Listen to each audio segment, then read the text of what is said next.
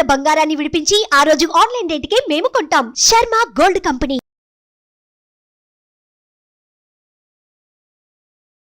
నమస్కారం. ప్రస్తుతం మనతో పాటు శ్రీ పోతులూరి వీరబ్రహ్మేంద్ర స్వామి వారి ఉపాసకులు, కాలజ్ఞాన ప్రవచనకర్త, ప్రాచీన సంఖ్యాశాస్త్రం మరియు గవ్వ ప్రశ్నాశాస్త్ర నిపుణులు బ్రహ్మశ్రీ శ్రీ కృష్ణమాచార్యులు గురువు గారు ఉన్నారు. వారితో మాట్లాడదాం. నమస్కారం గురువుగారు. నమస్కారం అమ్మ. ఆంధ్రప్రదేశ్లో రాబోయేటువంటి ఎన్నికలకి సంబంధించి అప్పుడే సర్వేలు మొదలు పెట్టేశారు. ఇందులో భాగంగా మరొకసారి వైఎస్ఆర్సీపీ అధికారం చేపట్టబోతుందని కొన్ని సర్వేలు చెబుతుంటే ఆ అవకాశమే లేదని మరికొన్ని సర్వేలు, పరిస్థితి కాస్త అంటే టఫ్ ఫైట్ ఉండబోతోంది పార్టీలన్నిటి మధ్య అని చెప్పి మరికొన్ని సర్వేలు చెబుతున్నాయి. అసలు రాజకీయ పరంగా చూసుకుంటే, ఎలక్షన్ పరంగా మాట్లాడితే కనుక ఆంధ్రప్రదేశ్ భవితవ్యం ఎలా ఉండబోతోంది? మాన్య శ్రీ ముఖ్యమంత్రి వర్యులు శ్రీ వైఎస్ జగన్మోహన్ రెడ్డి గారు ఆరుద్ర నక్షత్రం, మిథున రాశి, అష్టమ శని ప్రభావం తొలగిపోయింది. ఎన్నోసార్లు మనం ఇదే వేదిక మీద మన ఛానల్లో, ఇతర ఛానల్లో కూడా మనం చెప్పాం, 2023 జనవరి 31వ తారీఖు లోపు భద్రతాపరమైనటువంటి విషయాల్లో వైఎస్ జగన్మోహన్ రెడ్డి గారికి ఇబ్బందులు ఉంటాయి. జనవరి 31వ తారీఖు వైఎస్ జగన్మోహన్ రెడ్డి గారు ప్రయాణించవలసినటువంటి విమానం లేదా హెలికాప్టర్లో సాంకేతికపరమైనటువంటి సమస్య తలెత్తడం, దాంట్లో ప్రయాణం చేయకపోవటం వల్ల ఒక గొప్ప విపత్తు నుండి వారు బయటపడ్డారు. ఆరుద్ర నక్షత్రం, మిథున రాశిలో ఉన్నటువంటి వైఎస్ జగన్మోహన్ రెడ్డి గారి యొక్క భవితవ్యం ఏ విధంగా ఉండబోతుందన్నటువంటి విషయాన్ని, అట్లాగే మాజీ ముఖ్యమంత్రి వర్యులైనటువంటి చంద్రబాబు నాయుడు గారు, వీరు జన్మించింది హస్త నక్షత్రం, కన్యా రాశి, మీన లగ్నం. అలాగే జనసేన అధినేత అయినటువంటి పవన్ కళ్యాణ్ గారు, వీరు జన్మించింది శ్రవణ నక్షత్రం, మకర రాశి. చాలా విస్తృతమైనటువంటి చర్చ జరుగుతుంది జనబాహుళ్యంలో.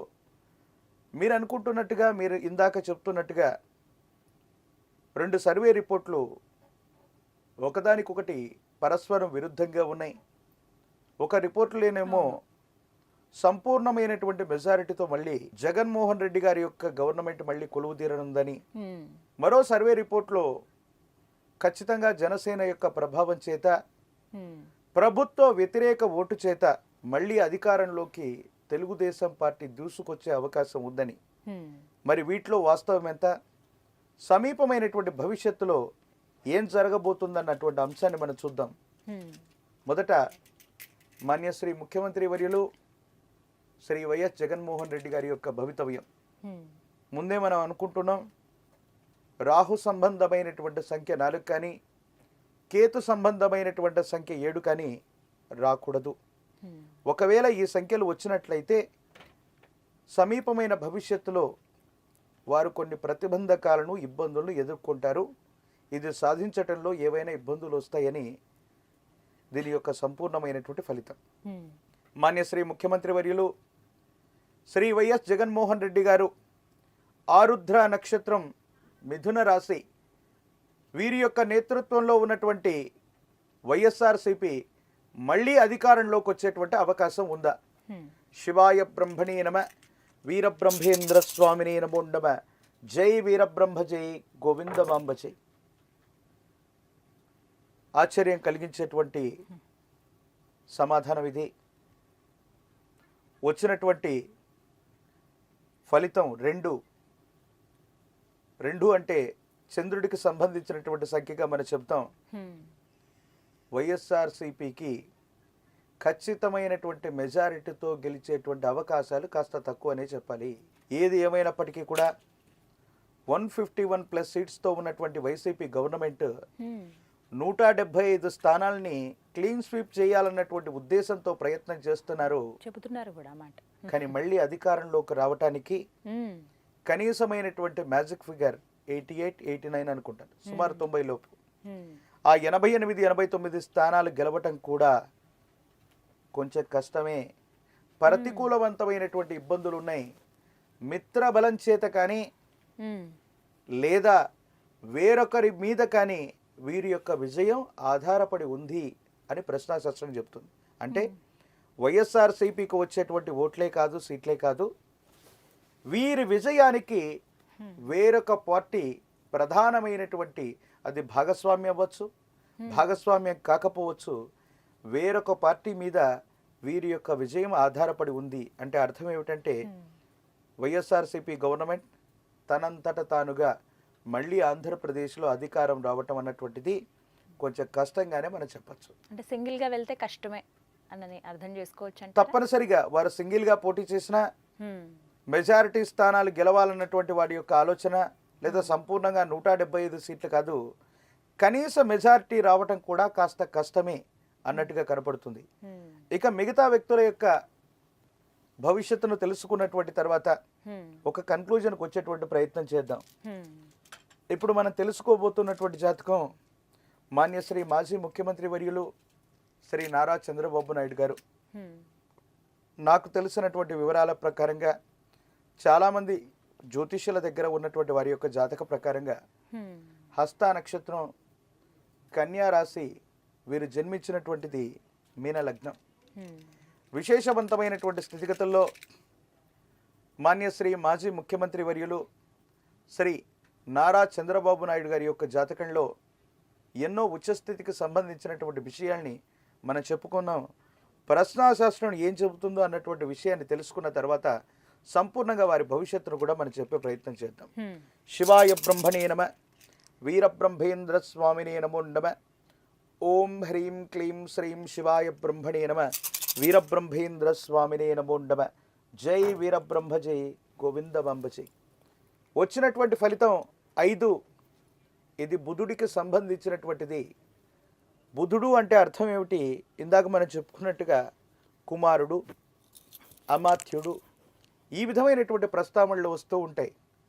తెలుగుదేశం పార్టీ అధికారంలోకి రావటం కేవలం మాన్యశ్రీ ముఖ్యమంత్రి వర్యులైనటువంటి మాజీ ముఖ్యమంత్రి వర్యులైన చంద్రబాబు నాయుడు గారి యొక్క జాతకం వల్లే కాదు, తనయుడు, కుమారుడు, సంతతి, వీరి యొక్క భవిష్యత్తు మీద పార్టీ భవిష్యత్తు ఆధారపడి ఉంది అని దీని యొక్క అర్థం. ఎంత యాదృచ్ఛికమైనటువంటి సంఘటనలు జనబాహుళ్యం జరుగుతున్నాయంటే ప్రశ్నాశాస్త్రాన్ని అనుసరించి వచ్చినటువంటి ఫలితం బుధుడు. జనబాహుళ్యంలో ప్రస్తుతానికి లోకేష్ గారు పాదయాత్ర చేస్తున్నారు. తెలుగుదేశం పార్టీ యొక్క బాధ్యతల్ని తన యొక్క భుజస్కంధాల మీద మోస్తూ మళ్ళీ అధికారంలోకి తీసుకొచ్చేటువంటి ప్రయత్నం ఏదైతే ఉందో, లోకేష్ గారి యొక్క పాదయాత్ర టీడీపీకి బలాన్ని చేకూర్చబోతుంది. కేవలం చంద్రబాబు నాయుడు గారి యొక్క జాతకం వల్ల, వారి యొక్క నేతృత్వంలో ఉన్నటువంటి పార్టీ వల్ల ఇది సాధ్యం కాదు. ఒకవేళ మిరాకిల్ ఏదైనా జరిగితే టీడీపీ అక్కడ అధికారంలోకి వచ్చేటువంటి అవకాశం ఉంటే అది కేవలం నారా లోకేష్ గారి వల్లే, వాళ్ళు చేసేటువంటి ప్రయత్నాల వల్ల సఫలీకృతమయ్యేటువంటి అవకాశం ఉంది. అంటే ఖచ్చితంగా అధికారంలోకి వస్తుందని కాదు, కానీ టీడీపీ యొక్క విజయ అవకాశాలు, ప్రభుత్వం అక్కడ నిలబడాలన్నా, ప్రభుత్వం అధికారంలోకి రావాలన్నా వారి పార్టీ బాధ్యతలన్నీ కూడా ఈనాడు తాను మోస్తూ ఉన్నటువంటి లోకేష్ గారి యొక్క భుజస్కంధాల మీద ఏదైతే ఉందో, నారా లోకేష్ గారి యొక్క భవితవ్యం కూడా ఈ 2024 ఎన్నికల్లో ముడిపడి ఉంది. ఖచ్చితంగా నారా లోకేష్ గారు చేస్తూ ఉన్నటువంటి పాదయాత్ర తెలుగుదేశం పార్టీకి ఖచ్చితంగా ఇది అత్యంత అనుకూలవంతమైనటువంటి పరిస్థితిని ఇస్తుందనటంలో ఎటువంటి సందేహం కూడా లేదు.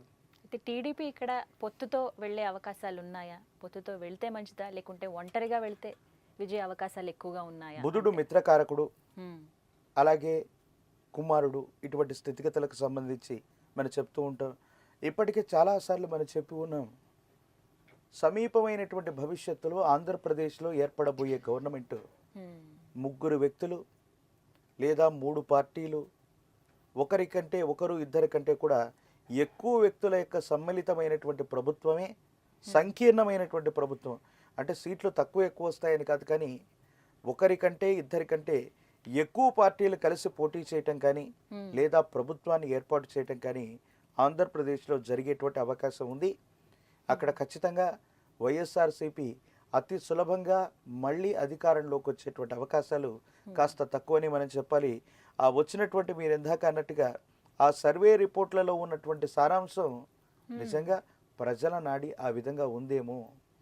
ఎవరికి ఒకవేళ అధికారం వచ్చినప్పటికీ కూడా బోటాబోటీ మార్కులతో పరీక్షలు పాస్ అయినట్టుగా ఎవరికి కూడా అధికారం వచ్చినప్పటికీ కూడా సంపూర్ణమైనటువంటి మెజారిటీకి అటు ఇటుగానే వారికి సీట్లు వస్తాయి తప్ప సంపూర్ణమైనటువంటి మెజారిటీ దాటి ఎక్కువ సీట్లు సంపాదించడం మాత్రం చాలా కష్టమనే భావనకు మనం రావచ్చు.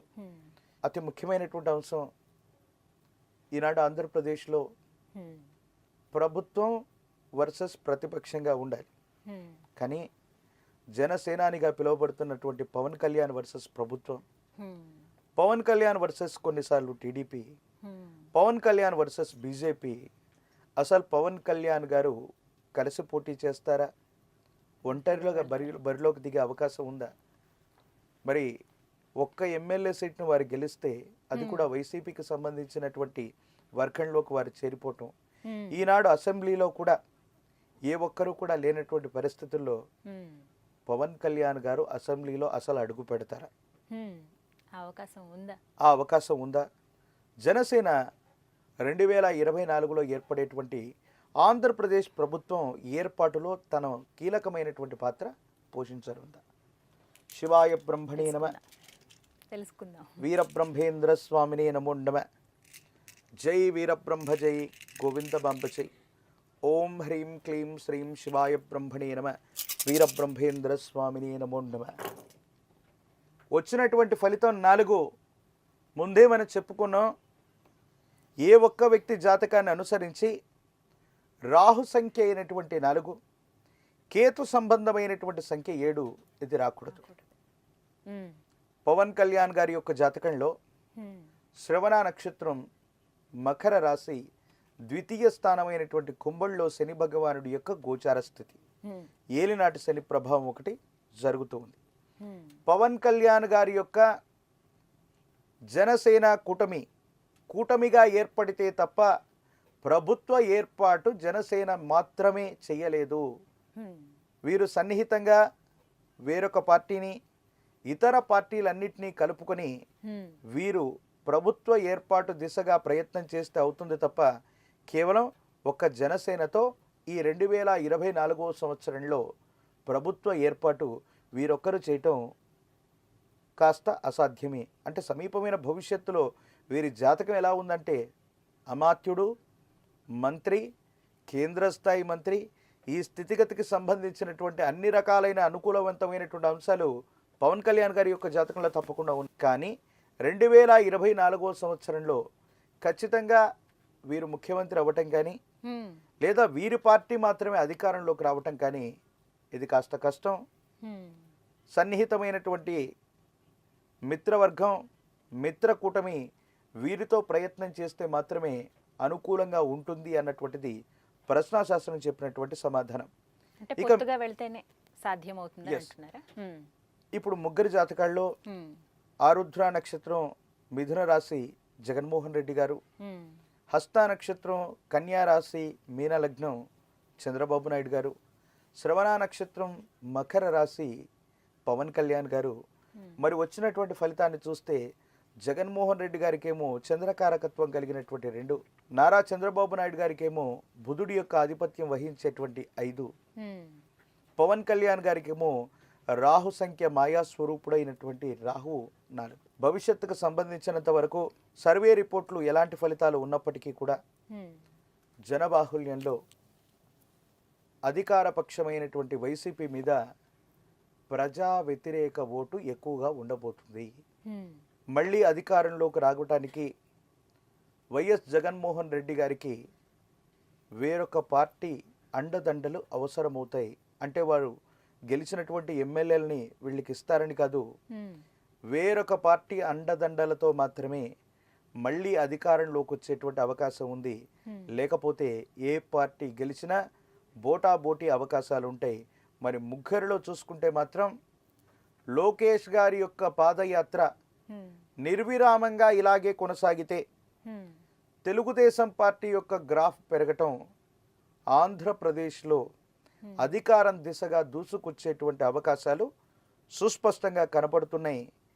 ఎవరు అధికారంలోకి వచ్చినా ఒక పార్టీ కంటే ఎక్కువ పార్టీలు కలిసి ఒక సంకీర్ణమైనటువంటి ప్రభుత్వాన్ని ఏర్పాటు చేయబోతుంది అనటంలో ఎటువంటి సందేహం లేదు. అధికార పార్టీకి అంత సులభంగా లేదు. ప్రతిపక్ష తెలుగుదేశం కూడా కొన్ని పార్టీలను కలుపుకుంటే మాత్రమే విజయావకాశాలు ఉన్నట్టుగా మనం భావన చేయొచ్చు. గవ్వ ప్రశ్న శాస్త్రం ద్వారా ఏపీ భవితవ్యం ఎలా ఉంటుంది ఎన్నికలకి సంబంధించి చక్కగా వివరించారు గురుగారు. ధన్యవాదాలండి. జై వీరబ్రహ్మ జై గోవింద బాబా. సుమన్ టీవీలో మీ పర్సనల్ అండ్ బిజినెస్ ప్రమోషన్స్ కోసం కింది నెంబర్కి కాంటాక్ట్ చేయండి.